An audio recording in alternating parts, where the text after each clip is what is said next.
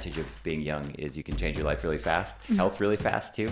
When you're younger, your body's kind of made out of bubblegum and magic dust and things change really quickly. I had a health crisis. I ended up with a grand mal seizure in the back of an ambulance just after Christmas, and she took me to this hot yoga class, and it's sort of a wonderful, miserable pain cave. I crawled out on my hands and knees and laid in the lobby, and I drank, must have been, 4 liters of water. Yeah, I was blacked out. And the reason we do these things is because they work. We're way more driven by fear than we are by gain. And yet that's kind of what we're all looking for, is some engineered misery, because the misery of life will come. Most people should probably just go for a walk. Stop being so self-conscious and dance in your bedroom. We're like babies with an umbilical cord looking for a place to plug in. Let everyone be your guru and stop looking for one person. It's really hard to overstate the benefits of a 30-minute walk, compounded over years. Life-changing, totally life-changing.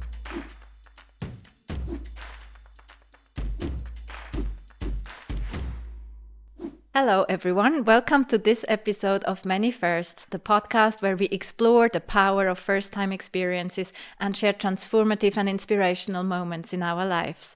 I'm your host, Regula Fischer, and I'm super excited to be here today, live in the studio in Zurich with Lucas Rockwood. Welcome, Lucas. Thanks so much. Happy to be here. Yeah, we're so happy to have you here in the city. I think it's the first time you're in Zurich. Is that true? First time in Zurich, first time in Switzerland, so it's great to be here. Yeah, we're celebrating first, as you know. And just to give our audience a bit of an impression of who you are, some background. You are a podcaster, an author, a world-renowned yoga teacher, and the founder of Yogabody. Yogabody is a platform that provides worldwide yoga education and fitness courses. And you're also the author of Yoga Business Mastery. And I know that yoga changed your life, and since then you have inspired thousands around the globe to improve their health. And I think it's more than 30,000 students you've had and several thousand teachers that went through your education programs in more than 40 countries. So this is another country you're adding, obviously. Exactly. Just curious, anything you could say? I know your visit here is probably very short, but how has it been going so far? It's been great. Yeah, it's been great to be here. First time in Switzerland and new group of students. And it's always interesting to see new perspectives. But so far, it's been a really, really positive experience. Good to hear. And probably also, I know you do a lot of online courses as well, right? Correct. So this time you're also interacting live with students, which is probably always a nice experience. Nice. Yeah. And talking about first times, I think we should talk about your first yoga class. Sure.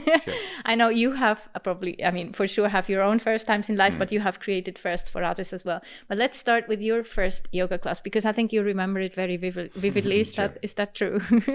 Yeah, so I was living in New York City, and this was early 2002. So September 11th, 2001 was a really big moment in New York City for all of us living there. And so me, like a lot of people, were in a moment of questioning. What am I doing with my life? Felt like the world could end. Buildings fell in front of our eyes. And it was a really dramatic moment, continues to be a dramatic moment. And a lot of us were just trying to figure out what to do. And rethinking friendships, rethinking work, rethinking life choices. And I was really young at the time, and the advantage of being young is you can change your life really fast, and you can change your health really fast too. When you're younger, your body's kind of made out of bubblegum and magic dust, and things change really quickly. In any case, during that time, a lot of people went different directions after September 11th. A lot of people got really nihilistic and scared and fearful. A lot of people changed careers, and I guess I was in the bad camp. I got really into drinking. On September 11th, I was drinking downtown as dust was all over the place. And long story short, I had a health crisis. I ended up with a grand mal seizure in the back of an ambulance just after Christmas 2001, so a few months after September 11th. And that health crisis really sent me on a seeker's journey, trying to figure out how I could find a better path in life. New friend group, new focus, new hobbies, all of the things I were doing was really tearing down my life, and abusive, self-destructive behaviors. And in that journey, within a few months, I met a girl who took me to a Bikram yoga class, a hot yoga class on Spring Street in New York City. I lived in the Lower East Side, and I worked right near this Spring Street studio. And she took me to this hot yoga class, and I think most people listening have some experience with a hot yoga class of some type. It's sort of a wonderful, miserable pain cave. And I think I lasted about 15 minutes, maybe 20 minutes max. And I crawled out on my hands and knees and laid in the lobby, and I drank, must have been, I don't know, 4 liters of water. Water and this time. was blacked out. Yeah, I was blacked out. And it was really quite a humbling experience. I was the youngest guy in the class. After class, I went down to Spring Street and I was smoking on the street. I called my brother and I said, hey, I found this new thing. And it was just a real slap in the face in terms of realizing I was in terrible shape. I was in a room full of people who lived really in the same neighborhood as me. They were all older. They were in better shape. It wasn't a room full of athletes. It was a room full of normal people who were coming together every night to sweat and breathe and move. And it really, I can't say it inspired me. It really kind of scared me. I just was in a really changing period of my life, and I needed something. In any case, that started something like 380 days of continuous hot yoga practice, including when I couldn't find a studio. This was back in the days we had cassette tapes, and I would listen to crazy megalomaniac Bikram Chowdhury shouting on some recorded cassette tape. And that was really the start of my journey. Thank you for sharing that. And as always, I just love listening to you. I think the way you express, like how we paint pictures with words, I was now just there with you in New York City. So yeah, and then after that, I mean, obviously, eventually Yogabody was founded by you. And I read somewhere that you're saying that this is the physical manifestation of all you care about. And so now maybe going a bit into what it is that you care about. I also know that Yogabody is founded on some principles that you also live by. And I would like to dive into these for a little bit. Sure. If that's okay. Like the first one is practice is everything, right? So yeah, that obviously is something that you consider a foundation of your business, maybe also of your life.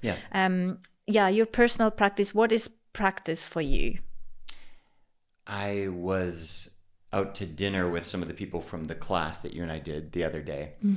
And one of the people asked, have you always been into health and wellness? And I said, no, I was really into drugs and alcohol.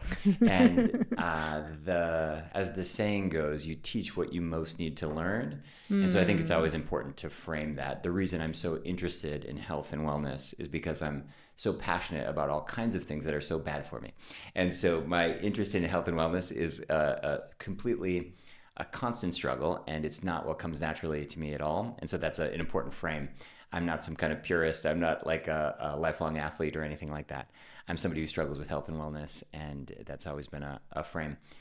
In terms of practice is everything, just thinking about a journey rather than a destination, thinking about compounding investment in time, in building a life that you love, that I think most people want a life that's filled with energy, that's filled with adventure, that's filled with outdoors, activities.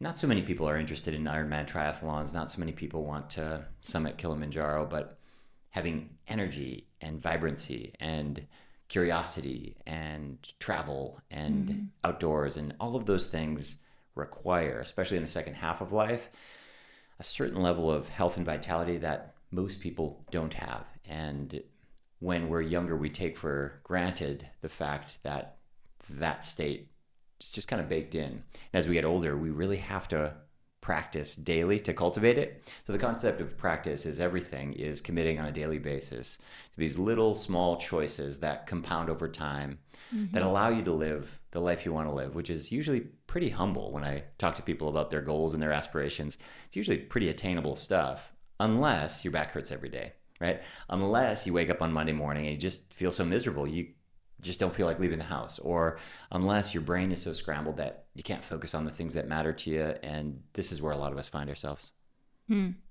Yeah, makes a lot of sense. And in terms of these little things that we do also on a daily basis, what exactly are they for you? And how you shared very openly also that it is not the easiest thing for you, right, to stay on that healthy path. Where is it maybe sometimes also a struggle, or what with? To more specifically? I think what's hard is we look at self-destructive behaviors, whether it's smoking or drinking or doom scrolling or staying home and never go out and socializing, all kinds of different ways that it manifests. And the reason we do these things is because they work, you know? So if it's Thursday night and you're not feeling great and it's 11 o'clock and you eat a thing of ice cream and you have a half a bottle of red wine and you watch 3 shows on Netflix, you feel better. You really do. You really do. And so the reason we do these things is because they work. The problem is they don't work long term. And so the negative impacts of that, they might even show up that same night. They'll definitely show up the next day.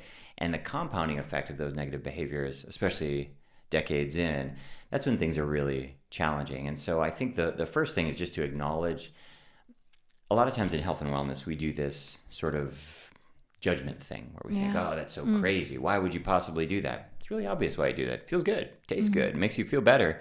People wouldn't do self-soothing, self-regulating behaviors, and they wouldn't do them if they didn't work. The problem is they don't work long term. So when I think about micro commitments, just trying to, on par, so on average, trying to make sure that most of your self-soothing behaviors, and it just has to tip like more than 50%, are going to play into long-term health, not just short-term self-soothing. And that takes some discipline, because it's difficult to see past a couple hours or a couple of days from now. And what helps you personally, and then also your students, with that discipline? I'd love to say, I love the idea of positive focus, meaning let me focus on a positive future self and a positive outcome. I don't find it nearly as effective as doomcasting. Doomcasting being the idea of, let me think about what I know. And what I know is from age 60 on, my grandfather sat in a chair and he watched a console television until the day he died. This is my genetics. This is my lineage. This is where I come from. What I know is I have people very, very close to me who are very close in age who can't experience basic vibrancy in life that I can. Not because they have a different genetic wiring or anything like that. It's just those compounding choices that play out over a decade.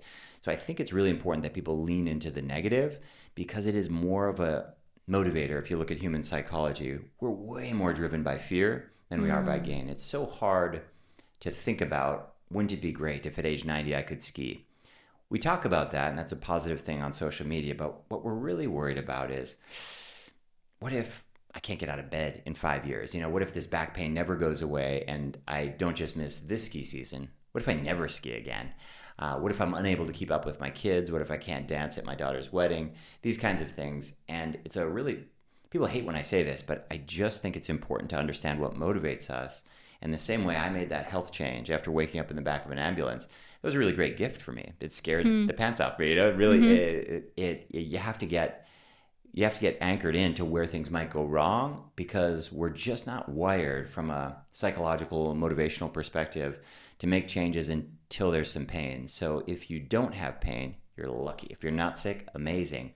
But it's helpful just to sit down and go, what would happen to my relationships? What would happen to my work? What would happen to my lifestyle if, fill in the blank, this elevated blood glucose turns into prediabetes or diabetes, or this chronic fatigue turns into me missing out on my friend trip, which, turns into the dissolving of my friendships. And it's a really miserable exercise, but from that can come really positive choices. And of course, swimming in negative stuff all day, that's not going to be the place, but anchoring yourself in, I'm doing this as an avoidant behavior, can help you get focused on the positive, and I enjoy it even more. And are there any practices, again, or exercises that people could do to keep that outcome in mind? It's probably easy to switch back into the fearful state, right? Yeah, I think it's helpful sometimes, like we're talking about health and wellness, maybe just switch and talk about something that's tangential but related. So my parents are in their 70s, 10 years left, probably 15 years. I mean, they're doing really well. We might get 20 years. It's still not much time. Yeah. And it's really important for me to keep that in mind when I talk to them on the phone and when I visit them, because there's not that much time left. And ignoring it is not only a bad idea, it's counterproductive, because I need to make the most of that time. And so you can do the same with yourself. And it also helps, especially in middle age and beyond, it helps you to make better choices, because when you're thinking about the diet or the exercise or whatever it is, you can take a much more long-term horizon. So even if you're thinking about, hey, let's say I've got a 15-year spread on parent-child relationship, you can think about how I can make the most of that. Whereas if you're only thinking year to year, you might say, I'm going to skip the trip to see my parents. You might say, I'm going to go to the gym and just go really hard, hurt my knee, and then miss out on training. But when you have this long-term perspective with the inevitable of things falling apart, it helps you to make choices that are more sustainable, which is one of the more important things when you think about long-term health and longevity. There's all kinds of interesting things for 6 weeks. Some things are interesting for 6 years. The most interesting things is what can I do for like a decade? And that's hard to figure out. Yeah, and what comes to my mind is also that these days we hear a lot about, so-called delayed gratification as opposed to short-term gratification, and we seem to be so often preferring, and I think as we're younger also, it might be true that our horizon isn't that much about long-term, right? But we hear it everywhere with for example, investing, also financial investments, right? That long-term is what we should go for ideally. Is there anything that you understood in your life so far why that might be the case, and why it may also change at some point? You've been mentioning middle age quite a lot as a kind of a critical point in life. Is that because that's where you're at, or how has that come into that kind of knowledge and these connections come to you?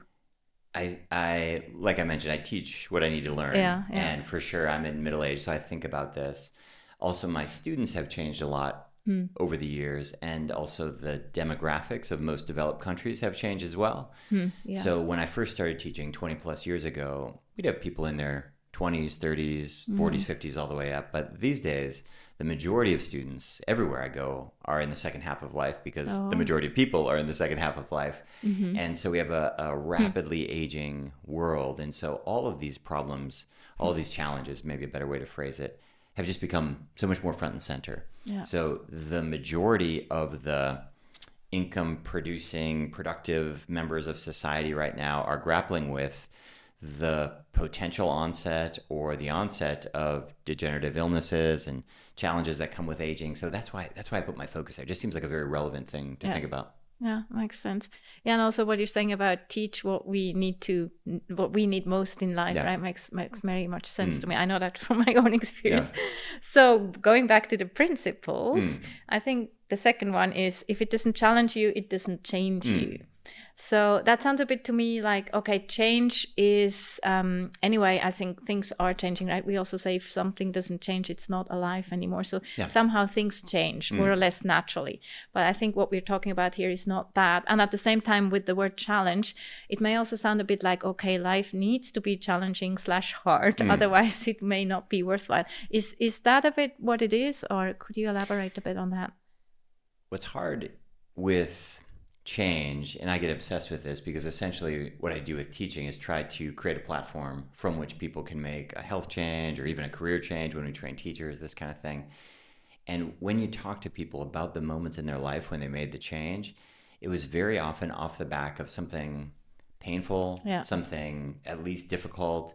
I mentioned September 11th. I mentioned a crisis. People will talk about the passing of a parent. They'll talk about the loss of a job, very often relationship falling apart, geopolitical conflict, economic problems, bankruptcy, and none of those things we want, right? So, but at the same time, if what you want is change, and the pattern that you see in society is we change from pain, the question is, can I try to engineer, maybe we don't use the word pain, but some discomfort, because our body and our life and our organism seems to really trend towards homeostasis, meaning left unchecked, most of us will kind of do the things we do all the time, whether that's the breakfast that we eat or the routine that we have or the things that we do good and the things that we do bad. And some of us are fortunate. We end up with a positive. Many of us are struggling in between. And some people end up on the negative side of life choices. But if you're looking to make a health change, whether that's losing weight or building strength or overcoming an illness or whatever it might be, it's very rare that doing the things you're doing now are going to create that change. And it's also very rare that getting from where you are now to where you'd like to be is going to be completely comfortable. There's usually some type of struggle.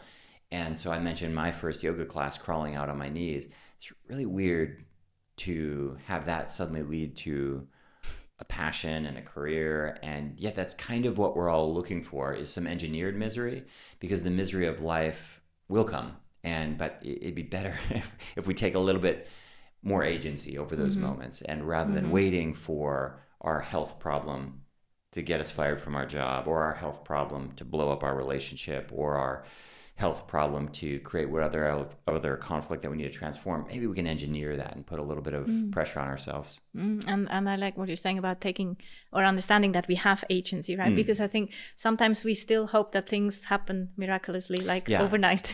But it takes this kind of us to put ourselves into it and into action and movement. And I think that's another thing you said that I find interesting. Moving away from the principles for now, I know, but you said that movement is more impactful, I think was the word, than meditation. I love that, because I think it's totally true for me. I mean, I would say my movement is a kind of a meditation.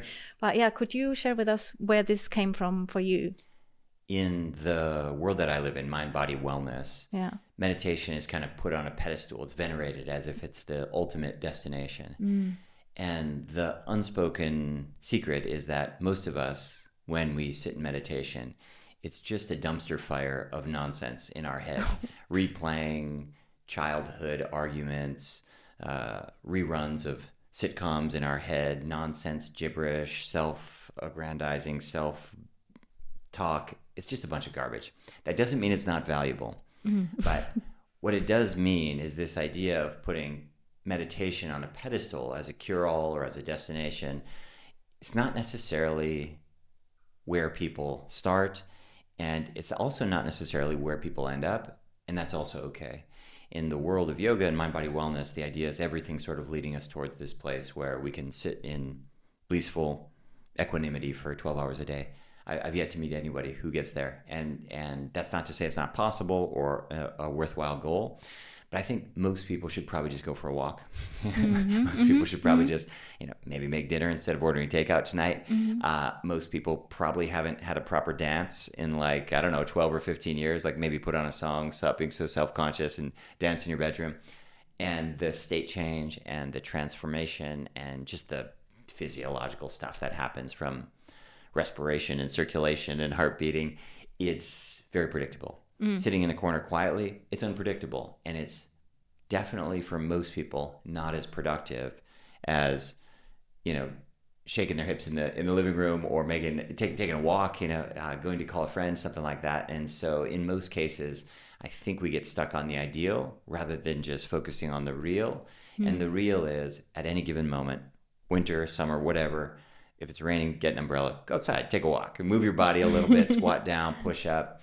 Turn on make something, creative activities. This idea that everything is kind of second to stillness and equanimity, I think keeps people from a state change that could happen in 20 or 30 minutes. So powerful. And do you dance? Badly, yeah. But it's something you practice in terms of doing. It's not something that I practice regularly, but I'd like to come back to it. Back in New York, I used to do partner dancing, swing dancing, and salsa and things like this terribly.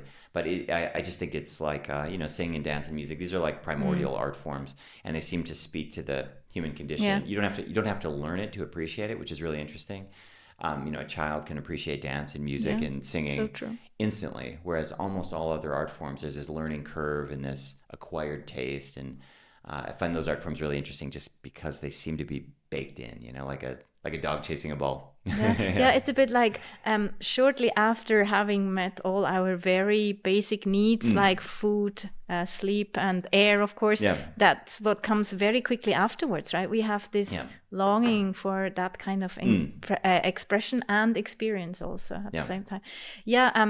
Now, what you're saying, I guess you understand if I say this may sometimes be quite provocative or not what we often hear in the world of wellness, as you also said.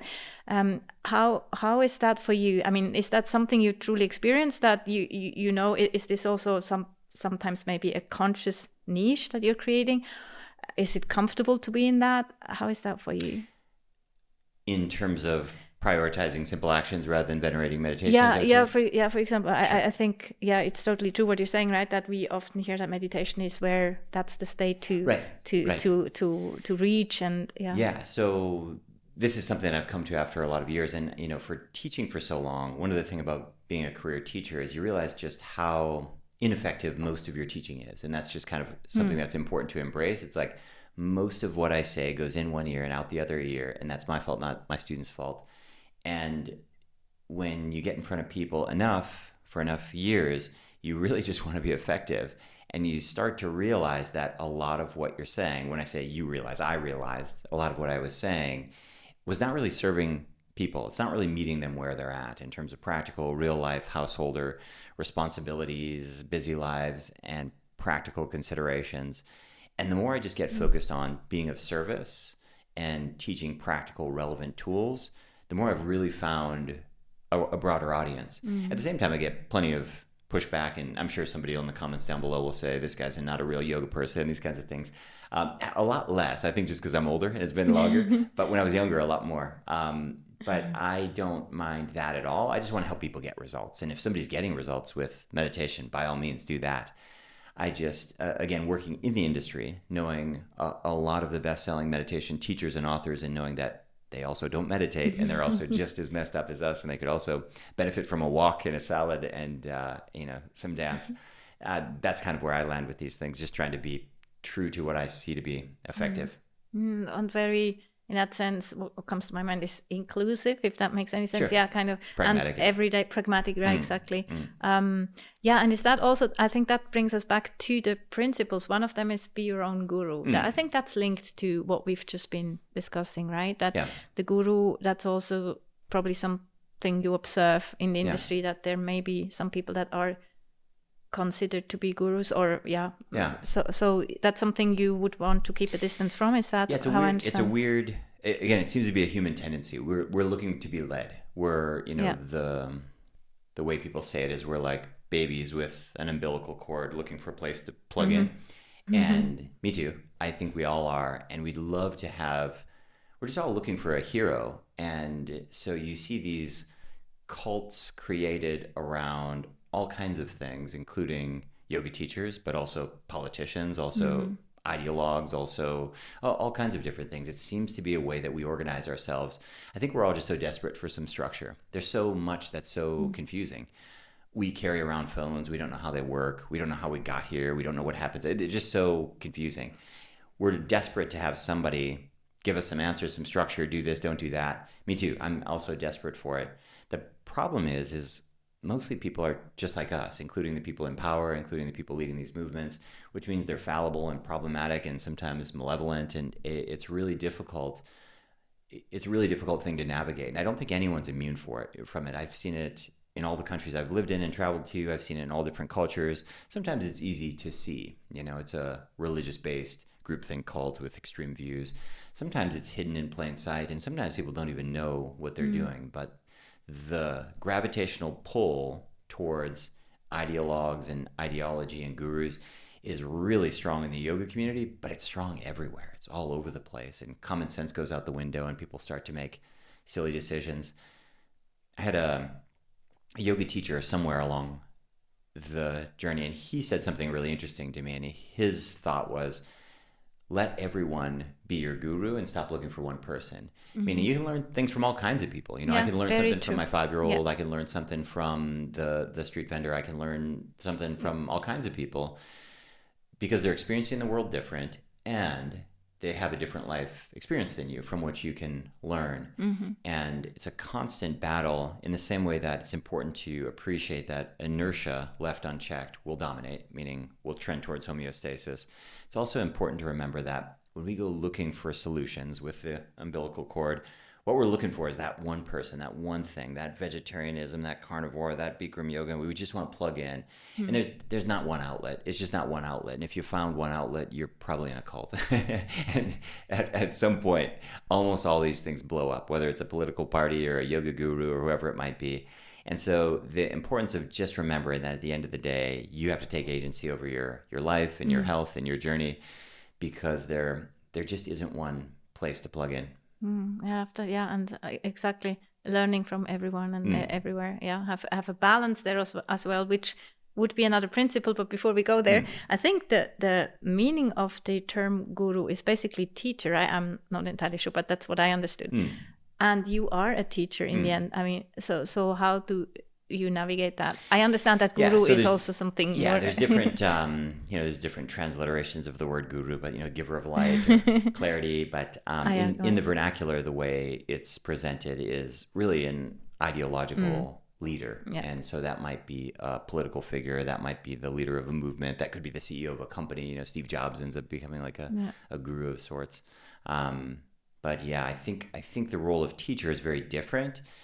And I don't really claim to have any unique ideas. I feel like my job is to amalgamate ideas and present them hopefully in a way that's easier to understand or practical or relevant for a specific group of people, as opposed to divine intervention. And I see very clearly that that's what you're after and what you embody and radiate. So back up to that principle about balance. Balance is the greatest goal in health, right? That's another one. Balance is, I think, another of these things that would be so nice to have.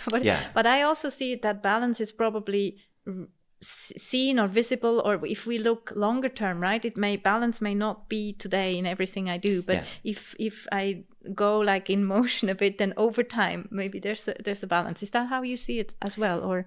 Yes. Especially with if we look back to the idea of the ideal state being equanimity and meditation, and I can sit for 12 hours just observing the peaceful bliss that is my mind, that is, again, not the real world. And whenever you look at food or fitness or health and wellness or yoga movements, there's always this weird Judeo-Christian overlay of purity. And you kind of come back to this idea of Adam and Eve in the garden and the if only they didn't eat the apple. And a lot of this, most Western culture is built off the back of these ideas.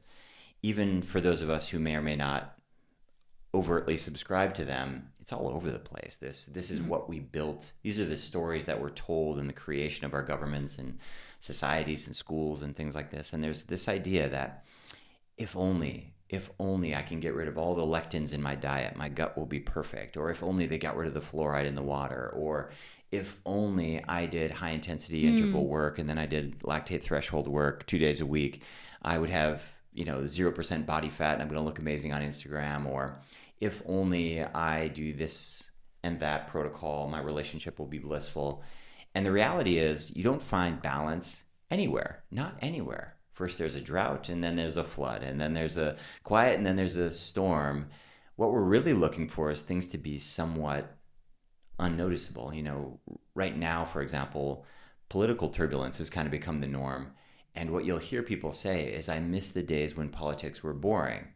And boring in the terms of politics, what they really mean is somewhat balanced, checks and balances. And there's not, there's things going on, but we don't need to wake up panic pulling out our phone to wondering if bombs are going to drop. And this is what we're looking for in health. And yet, unfortunately, all of us, myself included, what we are drawn towards are the extremes. What we're thinking about is the ultra marathon, and we're like, I must do 100 kilometers. No, I must do 170 kilometers. I must do Ironman triathlon. And this is what we gravitate towards. It's really hard not to think that it's at the extremes. And with diet and wellness, I used to work in cleansing centers, and people would just starve themselves to death for 21 days, not eat anything but water. And again, it's this idea of people don't recognize what they're doing, but they're tapping into this cultural purity, Judeo-Christian overlay of my body is dirty, I must cleanse it and starve myself. And it's the Sinai Desert, and it's all of these things they don't even know, but this is what we're playing for. Me too. And it's really hard to get excited about a 30-minute walk. It's really hard to overstate the benefits of a 30-minute walk, compounded over years. Life-changing, totally life-changing. It's really hard to get excited about, a micronutrient-dense salad once a day, a big one. And it's really hard to understate the benefits of that, how it plays out 3 to 5 years down the road. And so what we're looking for is to go down to the beach and look at the sea, look at the ocean, and go, I'm not sure if it's high tide or if it's low tide. Is the water coming in or is it going out? I'm not sure. Let's watch. And what that means is those periods of mania versus those periods of depression. It's getting so close. We're not really sure. We're not really sure. Is it sunrise or is it sunset? Is it ha or tha? That's how we talk about in yoga. Sun and moon, hot and day, work and play. And it's so hard. It's just so rare. And at any given time, almost all of us, me especially, are just totally imbalanced. We're working too much and not spending enough time with our family. Our career is going great, but our personal life is in the dumps. Our health is great, but we haven't seen our mom in a year or whatever it is. And it's so difficult to get focused on the boring middle, and you'll find very little excitement in your social group when you say, I've been sleeping pretty well. I've been leaving work on time. I have been eating a balanced diet. What people want to hear about is your ketone salts, and they want to hear about your 5-2 fasting regime, and they want to hear about your crazy boot camp exercise. And I'm not saying don't do those things, but when you do those things, it's really important to remember that you're indulging in a certain part of yourself, and it's not about health. I think the clearest place to see this would be something like bodybuilding. There was quite a young bodybuilder who passed away, I think, at the Arnold Open. I don't even really know what that is, but some type of bodybuilding competition this past week. And a lot of people under the post said, this is crazy, bodybuilding's supposed to be about health. And then there were hundreds of comments saying, bodybuilding's never been about health. And this is important. Like, if you want to do bodybuilding, which is very, very extreme, like an Ironman triathlete, like the starving yourself for 21 days, by all means do it. But when you do it, you shouldn't do it lying to yourself. You're not looking, what you're doing is optimizing for the extreme low tide where all the rocks are visible, or you're optimizing for the tsunami that just smashes all the homes. And if you'd like to play there, I like to too sometimes, you need to understand what you're doing. And need to understand that there are repercussions, and don't lie to yourself like a lot of us do and pretend like this is part of a health plan, because it's the opposite. The health plan is, and you find this all over the place, all the centenarians, super centenarians, none of them were like NFL football players. None of them are Ironman triathletes. Zero of them. Never happens. They're just super boring average people who are somewhat active and have a social life. And so if you're optimizing for health, what you're optimizing for is something pretty dull. Like, you want to be sort of a B average, just somewhere in the middle where you're getting a decent amount of sleep, getting some work, and that's a hard thing to get excited about. And especially right now, it's pretty much impossible to get social media or clicks on. So it's very difficult for people to monetize that type of behavior. I see. It's so inspirational. And also because we also mentioned at the beginning, right, that we ultimately also crave some adventure and some slash craziness. Yeah. And as you very beautifully say, you including. So I'm curious, of course, about you and your extremes that you, I know you published a book on marathons also. I mean, in some people's minds, marathons may not be extreme, but for some, I think for many of us, we feel like, wow, someone runs a marathon. So are you into marathon? Yes and no. I run a lot, and I've run a lot of marathons. I run a lot of marathons. I run slow enough that I feel like it's not a big hit on my health, but I also don't lie to myself. I think that level of distance for somebody my age is probably the training part is definitely health promoting. The event itself is probably not worth the event itself. Except the psychology is probably worth it for me. But I don't lie to myself. I don't think this is part of my health journey. This is me indulging in something that's probably a little bit too intense for somebody my age. The math changes, and people's bodies are different. And there are people who can do all kinds of things that you or I couldn't do. And there are people who can do a whole lot less as well. And so it's important to know that people are absolutely built differently.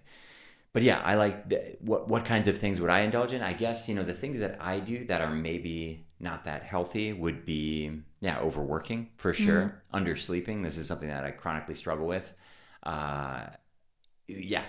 Overwork, undersleep. And I don't overtrain, but I certainly do have blips, probably 3 or 4 during the year where I push myself physically. But I've never had like rhabdo. I've never had like, I've never had injuries from marathons or things like this. And so I feel like I'm towing the line pretty well, but I'm not immune to it. I still look at these ultra marathons and I want to do them and these sorts of things, but I don't lie to myself in terms of thinking that it's a healthy activity. And you kind of, I think what comes to my mind now is acceptance also. You seem to be okay to accept that. And I think in many ways that's also part of I mean, our lives, but then in the end, the health journey, right? I mean, how easy and okay are we to accept certain things instead of just wishing this or that? Or is that something you observe as well? Yeah. Yeah, it's really important to accept where you are and what's realistic. And this is really, really hard with age. When we're younger, it depends on the culture that you come from, but I'm from the US and we're just incredibly optimistic. You know, we are all of us is just baked in that everything's possible. You know, the Olympics, the White House, it's all possible for every beautiful special flower child. It's a wonderful thing about the US culture, and it's also just hilarious and naive. But it's absolutely part of us. And it's really important, if you have been brought up with that because of culture or family or whatever it is, to understand that at some point that stops being true. You know, I will never be a medical doctor, and it's really hard for me to accept that. I'm very interested in medicine, and I never pursued that. But it still seems like it's, but no, it's never going to happen. And these kinds of things are important. How that plays out in the physical level, I'll tell a real story. I met a guy about my age who was quite successful in business, and he neglected his health. He sold his business for life-changing money, never had to work again. And as many midlife crisis men do, he started getting really intensely into training, but way too fast. And so if you're in your late 40s, early 50s, and you start training for the first time, you should probably think about 1 to 3 years, ramp up. And before you start doing really intense events, I don't know, 5 years maybe before connective tissues get stronger. And he went, I can't remember what he was doing. I think he was doing a 50 miler or a 50K, and it was off-road. It was a big event. It was like a 24 plus hours event, and he hurt his knee 3 hours into it. We were actually doing an interview like this, and he quite proudly told me that, 3 hours in, his knee hurt, and he took some painkillers, strapped it up, and kept going. And the problem is that he now has he didn't know this at the time, but I promise you it's true. He has a life-altering injury that will stick with him for the rest of his life. And the rest of his life is pretty long. He's probably got 40, 50 years now with a busted knee. And despite the fact that you think there's some glory in that 50 kilometer thing, that was just for you. Nobody cares. Not your kids, not your family, not your friends. They care for like a few minutes. Everyone's going to forget it, but your knee won't. And so this is the part of acceptance that I think is really important, just to think what's realistic. And for a lot of people, unfortunately, certain things do come off the table. It might be that running is just too intense for your hips or your knees, but that's okay. There's something else. That might be that the extreme diet that really served you in your 30s and 40s suddenly is just too restrictive or too complex or destroyed your gut, and that's also okay. But on a health journey, inevitably people have to navigate something, a ankle that's just a little funny, or a spine that they have to be careful with, or a activity that they have to exclude. And there's always this mourning and this loss, but there's also other things on the other side of that. Yeah, it's true. It's about staying open, right? Because things change. Yeah. I think, as you also say, everybody changes, right. And we somehow need to go with that. And that brings to my mind flexibility, kind of, okay, this is not what I have always done and will keep doing, but I need to stay open-minded towards, kind of tweaking here and there, and going a bit also with the flow, I would call that. Flexibility. How do you see that? As you are also providing training in flexibility in the body flexibility. And by the way, about you and medicine, I mean, it comes through probably in what all you know about anatomy, right? You know all these crazy terms and you can explain very well. So you're kind of a doctor there. You may not have a certificate, but it comes across as very definitely medical. Not a doctor. I appreciate it. Knowledgeable. Not even close. I know. Yeah. So humble, but it's quite impressive. And I would be curious how you get all that knowledge and where from. But about flexibility, do you see a connection or a certain importance to stay flexible also in the mind, a connection between the physical and mental flexibility? Yeah, I don't necessarily make the leap, meaning I know plenty of people who are very rigid in their thinking and very open in their hips. So I don't know that there's necessarily a connection. But yeah, in terms of staying flexible with your lifestyle and your outlook, I think that's a really important part of health span as well. It's not my mindset and psychology. I'm definitely interested. Definitely not my area of expertise, but something I think about for sure. Yeah, is that also maybe a bit too? Does it go into spiritual? I think you're staying. I wouldn't say it goes into spiritual. It just goes outside of my skill set. I'm a student of psychology and mental health, but I just don't know. I don't know that I have any great insights. I have evidence. I just don't have any great insights. I don't feel confident teaching anything in that realm. It's still quite a black box mystery for me. Understand. So yeah, your knowledge, anatomy, I guess you must be studying these things, and you mentioned working a lot. Yeah. Is that part of your, let's say, routine, your daily life, that you study, you educate yourself? How do you do that self-study? Do you have teachers, mentors? Yeah, yes, and it's very difficult to find teachers, but all of the above. Yeah, all of the above. I guess if I'm being honest, I probably study for 2 hours a day, and I probably have for about 18, 20 years, something like that. And that comes in different forms. That comes in YouTube videos and audio. That comes in books. And lately with AI, it's just like a student's dream. It's just like a never-ending place to get just access to the world's knowledge. But during certain periods, I'm very efficient in learning. There's a lot of periods where I'm not really efficient, but I'm still trying. And what trying means is listening to dissenting voices, trying to flesh out signal from noise. And a lot of things in health and wellness are very confusing. And a lot of it, unfortunately, has to do with where the incentives are. And so there's incentives for pharmaceuticals. There's incentives for people like me who are trying to sell programs. There's incentives for authors. There's a lot of... People use the term toxic masculinity. They use it completely wrong. People think that toxic masculinity is like a brute who makes like rude sexual comments. That's just like a low-level man. Toxic masculinity is presented all over the place, and people just don't realize. And what a toxic man is, there's no brake pedal. And what that means is they will do anything and say anything and twist and bend the truth. They will sleep in the office. They'll neglect their family. They will do whatever and whenever with no brake pedal ever for power and influence and potentially money. But the power thing is more. And what that means is a Harvard-trained doctor will spew utter nonsense on social media, and it's very confusing. What that means is a person holding a political health position will say things they know that are factually untrue.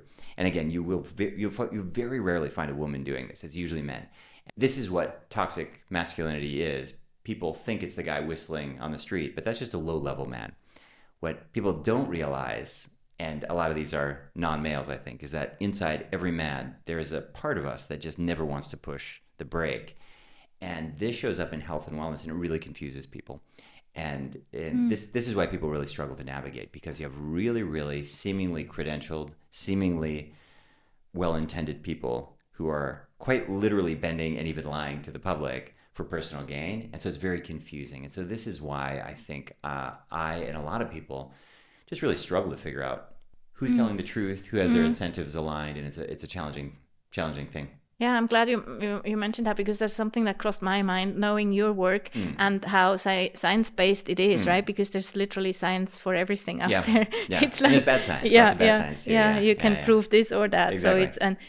So how do you find what to trust and what? Yeah, I can't say this is what I'm always trying to do, right? I'm not like an innovator. I'm not a researcher, meaning I'm not conducting experiments. So I'm just attempting as a teacher to amalgamate and bring together information, hopefully apply some level of discernment. Yeah. And there are certain things that are relatively easy to get your head around, like fluoride, for example. And then there are other things that, can really take years to figure out, like cholesterol and heart disease, or like weight loss and its role or not in longevity. And I hope that I'm getting better at it. But my approach is to try to listen to all sides, try to figure out where incentives are.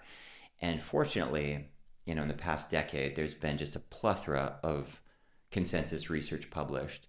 And then right now, with access to AI chatbots, it's a lot easier to kind of troll through all that and attempt to understand, attempt to get signal from noise. And there's a lot of noise. There's a lot of bad research. There's a lot of, it's a very confusing thing. It's something I hope to get better at, but that's my current approach is just to struggle through it more than other people. And hopefully that'll give me somewhat better discernment, hopefully. Yeah, if I'm doing my job. Yeah, and you do the work for others, right? Hopefully, because you're providing your insights, and there's so much more I would want to ask, but coming to kind of the finishing, what is it, the end of the conversation. Sure. I know we haven't touched on Food matters. Well, maybe we have, but that's another principle. Would you like to go into it? Yeah. Sure. So, okay, food matters. A little bit we've heard already, right? Yeah. That, of course, if we kind of binge on ice cream, it makes us feel good. But you Sure. also have a background as a chef and so on. Personally, I truly believe that food makes just such a huge difference in how we feel and think and are. And then there's still today, I think it's difficult to understand what food even is, right? Yeah, it's very difficult. Would you agree to that? So. And there, again, you see this ideological overlay. And I've been caught up in different ideological tribes at different times myself. So I'm absolutely speaking to myself more than anyone. But and again, you come back to this Adam and Eve and this purity idea, and you see it all the time. Like there's a big raw milk movement right now in the US. This is a absolutely categorically terrible idea. There are real benefits of raw milk. There are not real benefits of raw milk in our industrialized society. And it's just this very weird thing where the people advocating for raw milk have clearly never been to a dairy farm. Because if you did, you'd never want to eat raw milk. Milk is very interesting. Dairy is very interesting. There's nutritional things and ferments, and all these things are true. But this is a modern food product that requires fermentation or requires pasteurization to be safe. And so what you have is this very weird outbreak of tuberculosis and other weird things. And again, you have this drive, and I have this too, of if only we could eat like Jesus. If only we could eat like they did in the Sinai. If only we could go back to Jerusalem or whatever it is.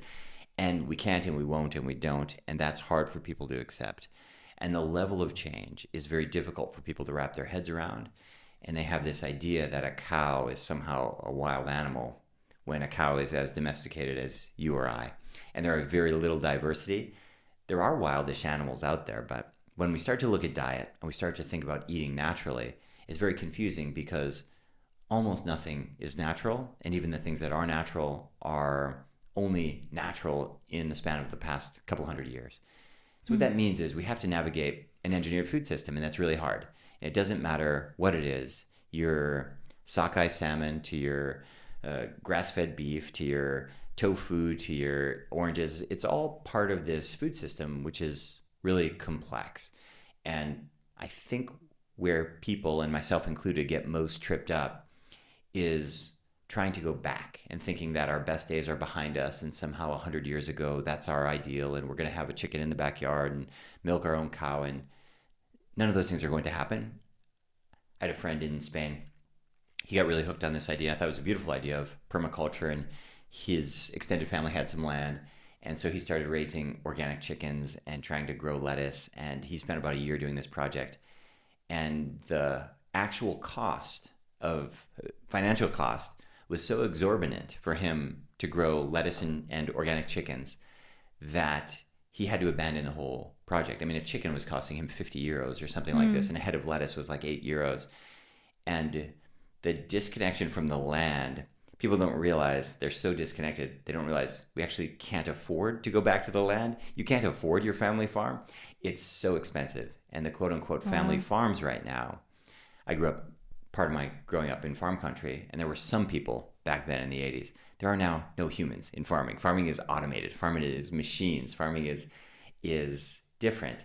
And so with that in mind, you have to take a different perspective with diet and really stop focusing on what to eat and start focusing on how to eat. Big trends, big ideas.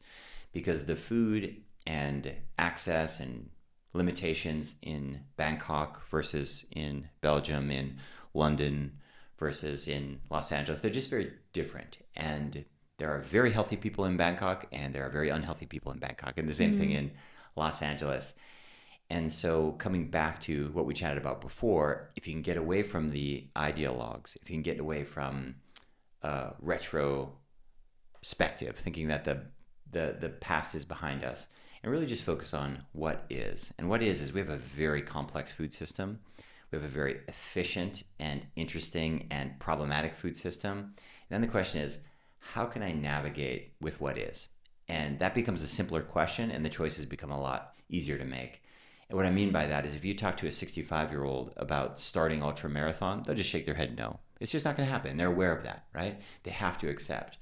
But if you talk to somebody right now, like we went around Zurich, I'm sure we could find a whole bunch of young people who seriously believe that they can create and grow all the food they need on half a hectare of land efficiently. A lot of them believe this, and it's not true. So we need to accept that this system we're all living in, we need it. It's good. It can be good. It can be better. And then from that, we can start to navigate with our wonky knees, with our complex food choices, and things get a lot simpler. But it's one of the hardest things because food is pleasure, and food is culture, and food is history, and food is celebration. And then food is also nutrition. And so trying to unpack that, it's like this emotional conflict, moral, ethical time bomb. And this is why so many of us get so explosive about it on social media. We opened the whole box there. Exactly. I think I need another conversation with you on another day. Yeah. But thank you for sharing all that. That's really food for thought, I would say. And as it may also be a bit kind of, we know this food topic, a bit overwhelming, or let's maybe finish on a lighter note with your humor. I think humor comes through in what you do. I see it in videos. In what role does humor have in your life and in yoga, maybe? I never really say something thought funny about it. I never really thought about it. I'll tell a story that'll help you understand. I think of myself as a very serious person, and I don't get that feedback from the world. I dabbled in theater in my early 20s in New York City, and I wrote what I thought was a very serious, high drama, kind of dark, short play. And I performed it with a friend of mine named Naomi.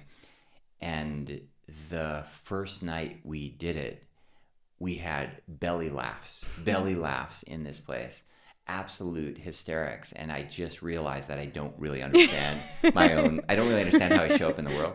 So I think of myself as like a very serious, very, I'm like deep thinker. And it turns out like I'm kind of goofy. And so I don't really know what to make of it, except that I continue to think of myself as a very serious person. And yet I'm telling goofy jokes all day long. And my house is just filled with dad jokes and silliness all day long. And my two younger boys are quite silly and goofy too. So I don't know what to say about it. I'm not like a big consumer of stand-up comedy. I don't like study the craft of comedy, but apparently it's something that I value, and whether I like it or not, it seems to show up in different things that I do. So thank you for sharing your humor. It really brings another kind of piece to this world that I think is very helpful and just makes people feel good and inspires. Is there anything you would like to share as some closing words? I guess what I always encourage people to think about is just little small actions that they can take. And it's so common to read a book, to see an interview, to hear an idea, and then it kind of sits and then it dissipates. And if there's any small action that you can take, these things really do compound over time. And especially with health, what we manifest today is very often the compounding of little choices we've made in the past. And you can start making those little choices right away, which is part of the reason I like the focus on health, other than other big areas of our life, because you have a lot of agency. You can do a lot, a 30-minute walk and a healthy lunch, you'll probably feel better in like an hour. And so if somebody can start making little micro changes, anything at all that resonates or connects, that can often lead to some really positive outcomes in the future. Thank you very much for that advice and for being with us today. Thanks, Lucas. Sure, I'm looking forward to the next conversation. And you also host a podcast, which is called Age Less, Live More. That's right. Yeah, and we will share, of course, all the links where people can find you. Thanks, everyone. If you liked today's episode, it would mean the world to us if you share it with anyone who could need a boost in courage. We would also love to hear your reflections after listening to the conversation and hear about the next first steps you're taking. Let's keep creating these powerful firsts together, and I'll see you next first time. Until then, much love and courage. Ciao.